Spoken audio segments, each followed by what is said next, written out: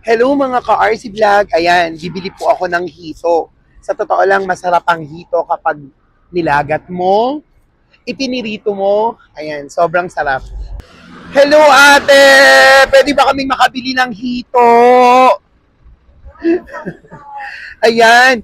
Ko napakaano naman ng mga susunyon. Parang napakasarap naman ito.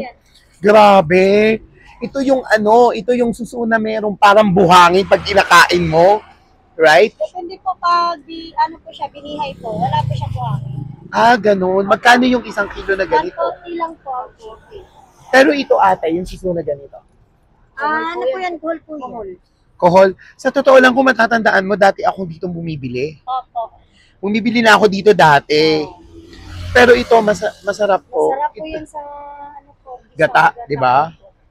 Bili kaya tayo ng suso. Malalaki naman siya, di ba? Okay, bili na lang tayo ng 1 kilo. Hi ka naman, RC Vlog! Ayan. Tapos sa hito natin. Bili. 130 lang po. Yun sa 130, ate, bigyan mo naman ako ng 2 kilo. Gusto ko yung medyo malalaki, ha? Di ba nakikita dyan yun kung merong puga? Yung itlog, yes. Oo. Pero wala po kami itlogan po ngayon eh. Ah, sige, okay lang. Basta bigyan mo ako ng medyo malaki. Medyo malaki po. Ganito po. Ayan, parang okay na yan. Isa na yan. Ayan. 2 kilo po. 2 kilo. Sa totoo lang guys, mas masarap yung hito kapag medyo malalaki Yes. kesa dun sa maliliit, di ba ate? Opo. Dito na rin kayo natutulog? Opo. Yan po. Ayan. Ayan po, 2 kilo po. Ayan, pwede na yan. Kaya lang wala kayong bulig, ano? Wala po eh. Next time po, pagbalik nyo, mayroon na po. Pero masarap din ate yung bulig. Ulit po, sayang po, naubos na. Isa po. Pero yung susunod ganito, paano yan? Ano yan? Ano po yan? Pag-uubos po yan. Saan mo yan uhuli? Ate, papili mo naman ako ng malalaki. Saan nyo hinuhuli? Sa... 100 lang po pili natin. Ah, sige. Yun na lang isa. Kamay na po ito. Ah. Ayan. De, ate, dito kayo nakatira? Opo, dito po. Kuha mong bigas si ate. Bibigyan natin siya ng bigas. Kilo po na ito. Ito, piliin ko po. Sige pa. Mas okay yung mas malalaki. Ayan guys!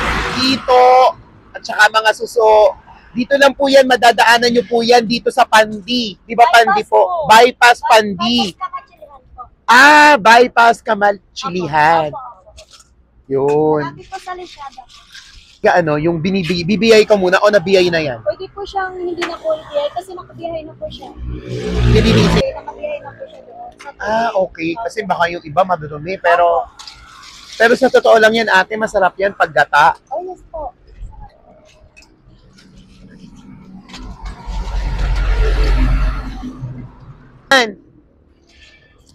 Dukutin natin ang dukutin ng suso.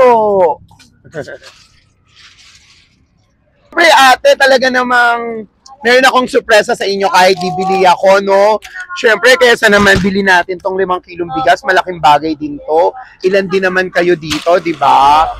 Kaya, guys, huwag nyo nang kakalimutan mag-follow, mag-share, at mag-like.